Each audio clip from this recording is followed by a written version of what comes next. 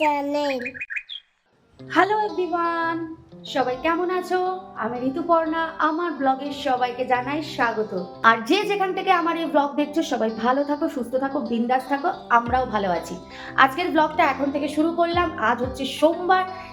পুরো একটা ডিউটি দিন ঢুকে গেলাম। এখন 5 দিন হচ্ছে টাইমের সাথে তাল মিলিয়ে ডিউটি করে যেতে হবে, কারণ এই 2 দিন বিন্দাস কাটালাম, ঘুরলাম ফিরলাম, তোমাদের সাথে শেয়ারও করে দিলাম।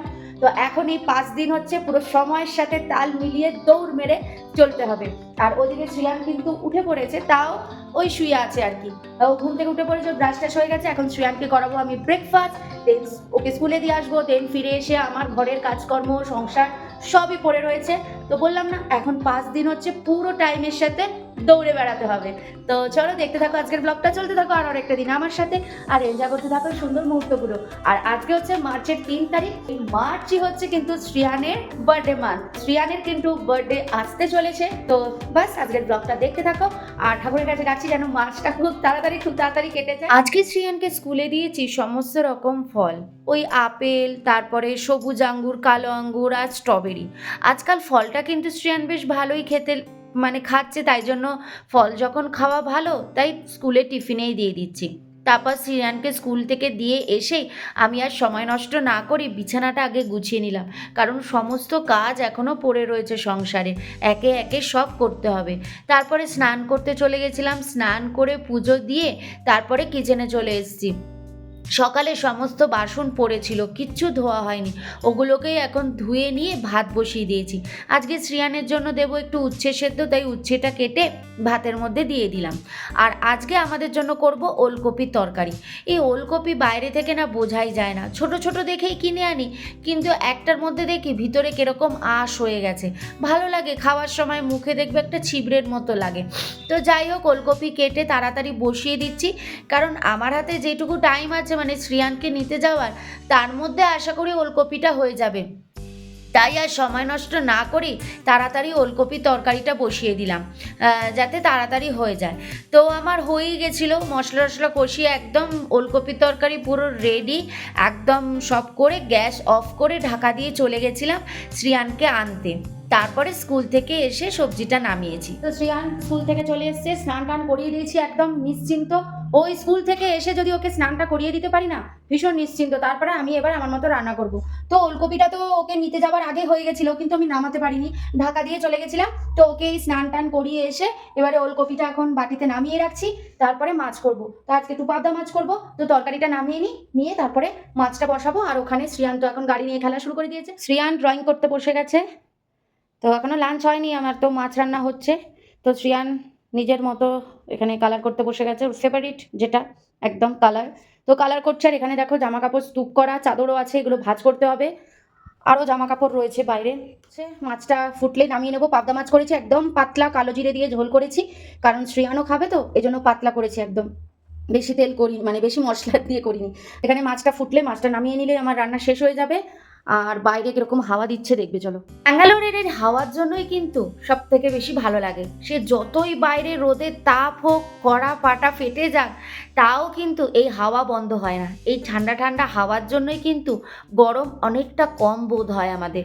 ঘরের ভেতরে কিন্তু অত গরম লাগে না, বাইরে আসলে রোদের তাপ অনেকটা, তো তাই জন্য লাগে। এই গরমটা কখন থেকে বলো তো, 10টা থেকে 2-3টে অবধি রোদের তাপটা বেশি থাকে, তারপরে কিন্তু ওয়েদার আবার ঠিক চেঞ্জ হয়ে যায়, ঠান্ডা ঠান্ডা হয়ে যায়। তো দেখো জামা কাপড়গুলো তুলছিলাম, তো আমার হেল্পার তো চলেই এসছে, দৌড়ে চলে এসছে জামাগুলো নিয়ে যাবে। তো আমি একে একে জামাগুলো তুলে ওকে দিচ্ছি, ও গিয়ে গিয়ে ঘরে রেখে আসছে। ও আমার প্রচুর হেল্প করে দেয় এই সব কাজ কিন্তু করতে, শ্রিহান একদম ওস্তাদ। তো এই যে একে একে সমস্ত জামা কাপড় ও ঘরে রেখে এসছে, আর এই যে জামাগুলো স্তূপ করা আছে, পরে ভাঁজ করব। তুমি কি আমাকে জল ভরতে হেল্প করবে? ইয়া ইয়া ওকে, তাহলে তুমি এখানে যতগুলো খালি বোতল আছে ওগুলো নিয়ে গিয়ে রাখো, তাই তো? তাহলে আমি অ্যাকোয়াগার্ডটা ছাড়ছি, তুমি একে একে বোতলগুলো সব নিয়ে আসো। জামাগুলো যে রাখা হয়ে গেছে, আমাকে বলছে মাম্মা বোতলে কিন্তু জল নেই, বোতল খালি, জল ভরবে? তো সত্যি বোতলগুলো খালি হয়ে গেছিলো, ভেবেছিলাম পরে ভরবো। তো ও বলাতে ওকে তখন আমি বললাম যে ঠিক আছে তুমি আমাকে হেল্প করবে, তাহলে বোতলগুলো এনে দাও। তো তারপরে ওকে বললাম যে যাও তো ঘরে আর কোথাও কোনো খালি বোতল আছে নাকি দেখে আসো। তো দেখো সব ঘর থেকে ও কিন্তু সব বোতল কালেক্ট করে এনে আমাকে দিয়েছে। তো আমি জল ভরে ভরে ওকে দিচ্ছি, ও দেখো ঢাকাগুলো লাগিয়ে বোতলগুলোকে রেখে আসছে। সত্যি ও কিন্তু অনেক হেল্প করে, ওকে যখনই আমি বলি আমার এই কাজটা একটু হেল্প করে দেবে করে। আসলে বাচ্চাদের বললাম না, ছোট থেকে বাচ্চাদের যেরকম শেখাবে বাচ্চারা কিন্তু সেরকমই শিখবে। তো দেখো কি সুন্দর বোতলগুলোকে এখানে রেখে দিয়ে গেছে সাজিয়ে। আর এই যে ডাস্টবিন আনতে পাঠিয়েছি ওকে, আসলে আজকে ডাস্টবিনটা না ঢোকাতেই ভুলে গেছি আমি, তো ওই দরজার পাশেই রাখা থাকে, তো ওই জন্য ওকে বললাম যে বাবা ডাস্টবিনটা একটু নিয়ে আয়। তো তো দেখো দৌড়ে গিয়ে ডাস্টবিন নিয়ে চলে এসছে। খুব ভালো ছেলে, আর ওকে গুড বয় বললে ভীষণ খুশি হয়, ওই জন্য সব কাজের শেষে ওকে শুধু গুড বয় বলতে হয়, তাহলেই ও খুশি হয়ে যায়। তো এই যে পাবদা মাছের ঝোল, পাবদা মাছ করেছি, এটা হচ্ছে আমাদের পাবদা মাছ, একদম পাতলা ঝোল দেখিয়েছিলাম। আর এই যে শ্রিয়ানের মাছটাকে এখানে তুলে রেখেছি, আর আমাদেরটাতে একটু লঙ্কা বেশি দিয়ে আলাদা করে রেখেছি। আর এখানে তো ওলকপি তরকারি আছে, তারা তো এই হচ্ছে ওলকপি তরকারি, এটা আমাদের। আর এই ওলকপি তরকারিটা শ্রীহানের, এটাতেও একটু লঙ্কা কম আছে, এটাতে একটু লঙ্কা বেশি আছে। তো শ্রিয়ানকে দুপুরে একটু ভাতের সাথে দেবো, আর রাত্রে রুটি দিয়ে দেবো। ব্যাস এই আজকে রান্না, এই আলু ওলকপির তরকারি আর এখানে পাবদা মাছ। আজকের দিনের মতো আমার রান্না বান্না শেষ, এবারে হচ্ছে গ্যাস ওভেন স্ল্যাব এগুলো সব একদম নিট অ্যান্ড ক্লিন করার পালা। তো তাই চলছে প্রতিদিনকার মতো, দেখো যেইভাবে আমি প্রতিদিন পরিষ্কার করি রান্নার শেষে সেইভাবে, আর যেদিন মাছ করি সেদিন তো আরও বেশি করে পরিষ্কার করি, কারণ সেদিন অনেকটা তেল ছেটায়। তো দেখো একদম পরিষ্কার করে ফেলেছি, স্ল্যাব গ্যাস ওভেন সমস্ত কিছু পরিষ্কার হয়ে গেছে। আর এদিকে রান্নার সব জিনিসপত্র রয়েছে। আর এই ভাতের বাটিটা শ্রিয়ানের জন্য ভাত নেওয়া হয়ে গেছে, খালি আমার ভাত আছে, আমি ভাত নিলেই ওটা খালি হয়ে যাবে, তারপর ওটাকে ধুয়ে রেখে দেবো। আর এখানে দেখো সমস্ত বাসনও আমার ধোয়া হয়ে গেছে, ব্যাস পুরো নিট অ্যান্ড ক্লিন। এবার শ্রিয়ানকে খাওয়াবো, দেন আমি খেয়ে নেবো। তো এখন বাজে হচ্ছে 3টে, 3:30 বেজে গেছে, এটা 3 মিনিট স্লো আছে। তো এখন 3:30 বেজে গেছে, আর আমি এই যে ভাত নিয়ে বসে পড়েছি, সে যে সবজি আর মাছ, ভাত নিয়ে বসে পড়েছি। তো এখন কিন্তু 3:30 বাজে, চলো আর বেশি দেরি করে চলো তাড়াতাড়ি খেয়ে নিই। খেয়ে নিয়ে আবার যে টুকটাক বাসনগুলো ভরেছে, মানে ভাতের বাটিটা, শ্রিয়ানের থালা, আমার থালা, এগুলোকে আবার সব ধুতে হবে। আর ভাবছি জামা কাপড়গুলো অনেকটাই জমে গেছে, ফেলে রাখবো না, ওগুলোও ভাবছি ভাঁজ করে নেবো। খেয়ে দিয়ে চলে এসেছি। এখন কটা বাজে জানো? দেখি ঘড়ি দেখিনি কটা বাজে। খাওয়া দাওয়া কমপ্লিট হয়ে গেছে, এই যে বাজে হচ্ছে এখন 4টে। তো এখন হচ্ছে আমি জামাগুলোকে ভাঁজ করবো। শ্রিয়ানকে তো শুয়ে দিয়ে আমি খেতে বসেছিলাম, শ্রিয়ান একা একাই ঘুমিয়ে পড়ে এখন। এই যে শ্রিয়ান এখন ঘুমাচ্ছে এখানে, আর আমি হচ্ছে এবারে জামাগুলোকে ভাঁজ করব। তো চলো জামাগুলোকে চটপট ভাঁজ করি, করে এবার একটু রেস্ট নেব। আমার বাড়ি শুকানে রাখাই আছে, জামাগুলো ভাঁজ করি, শুয়ে পড়বো, ঘুমও পাচ্ছে। চলো এগুলোকে ভাঁজ করি। দেখতে দেখতে চলে এলাম একদম কাজের শেষে। সেই সকাল 6টা থেকে শুরু হয় কাজ। এই কাজের মধ্যে এতটাই ইনভলভ হয়ে যাই যে কখন যে বিকেল 5টা বেজে যায় বুঝতেই পারি না। কাজ করতে করতে সময় যেন কেটে যায়। হ্যাঁ, এই কাজের মধ্যে থাকাই না সব থেকে ভালো, তাহলে অনেক দুশ্চিন্তা, অনেক কুচিন্তা থেকে না মানে মানুষ মনটাকে দূরে রাখা যায়, নাহলে তো হাজার চিন্তা মাথায় ঘোরাফেরা করে। তো দেখো সমস্ত ভাঁজ হয়ে গেছে আমার, এই জামাগুলোকে আয়রন করতে দেবো, এগুলোকে সাইডে রাখলাম। এবার জায়গার জিনিস জায়গায় রাখতে হবে, কার জামা কোথায় থাকে সেগুলোও কিন্তু আমাকেই চিন্তা ভাবনা করে রাখতে হয়। তো দেখো সমস্ত জামা কাপড় সুন্দর করে গুছিয়ে রেখে দিলাম। জামা কাপড় সমস্ত কিছু ভাঁজ করা হয়ে গেল, জায়গাটা জায়গায় রেখে দিয়েছি। এখন বেজে গেছে 4:30, দেখলে আমার আধ ঘন্টা লেগে গেল এই জামা কাপড় ভাঁজ করতে করতে। আসলে এতটা জামা কাপড় জমে গেছিলো আমার, মানে কি বলবো।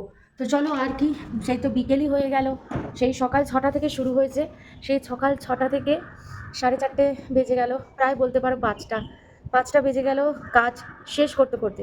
আবার তো সন্ধ্যা থেকে আরেক ধাপ কাজ শুরু হবে, কম কাজ কিন্তু কাজ। তো শ্রিয়ানকে পড়তে বসাবো, তারপরে একটু রুটি করতে হবে রাতের জন্য। তো এই আর কি কাজ আছে, টুকটাক কাজ তো থাকে।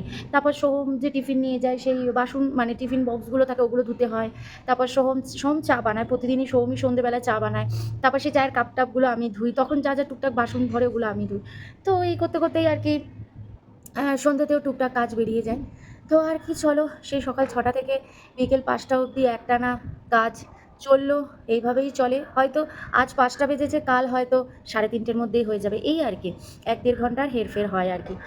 ব্যাস ভিডিওটা এন্ড করে দিলাম এখানেই। চলো আর ভিডিওটা বড় করব না। সকাল থেকে সকালটা দেখাই না, কারণ সকালটা না ভীষণ ব্যস্ত থাকি।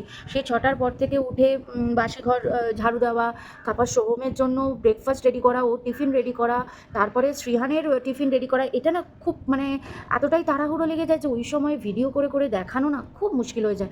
ওই সময় ভিডিও ক্যামেরা অন করা মানে আমার ১০ মিনিটের কাজ, ৫ মিনিটের কাজ তখন আমার ১০ মিনিট লেগে যায়, এইরকম আর কি। তো এই জন্য সকালটা এখন ভিডিওটাকে আমি মানে ক্যামেরাটা কমই অন করি, সোহম চলে যাবার পরে অন করি, কারণ তখন একটু হালকা লাগে কাজটা তখন, এই জন্যই আর কি। তো এই চলছে আর কি। তো আবার দেখাবো নেক্সট ভিডিওতে, আবার ভোরবেলা থেকেই ভাবছি ভিডিও দেবো, কারণ অনেক দিন আমি একদম ঘুম থেকে ওঠার পর থেকে কী কী করছি অনেক দিন ভিডিও করিনি আমি। তো ভাবছি নেক্সট ভিডিওটা ওই ভোর থেকেই একদম স্টার্ট করবো। তো চলো ভিডিওটা এখানেই এন্ড করে দিলাম। যদি ভিডিওটা ভালো লেগে থাকে তাহলে অবশ্যই লাইক কমেন্ট শেয়ার করে দিও, আর সাবস্ক্রাইব করে এই ছোট্ট চ্যানেলটার পাশে থেকো।